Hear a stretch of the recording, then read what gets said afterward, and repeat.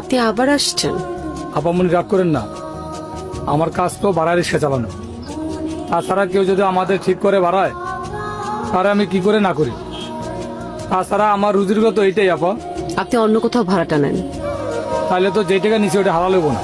হবে, আমি আল্লাহকে বলে দিব আপনি যে টাকাটা নিয়েছেন সেটা যাতে হারাম হিসেবে হিসেব না করে। আপামনি একটু দাঁড়ান, আপামনি একটু দাঁড়ান, একটু দাঁড়ান। রিক্সাও তো না চলে, এটা আপনাকে দিতে বলছে। আপনি রক্তিম, তাই না? জি, মানে আপনি বুঝলেন কিভাবে? এই যে ডাকলাম সাথে সাথে বদুলের মতো রক্তিম হয়ে গেলেন, এই জন্য। ও মানে আমি ঠিক এভাবে ধরা খেয়ে যাব বুঝে উঠতে পারিনি। এত আনকমফোর্টেবল ফিল করার কিছুই নেই। আপনি তো আর আমার রাতের ঘুম হারাম করে দেননি।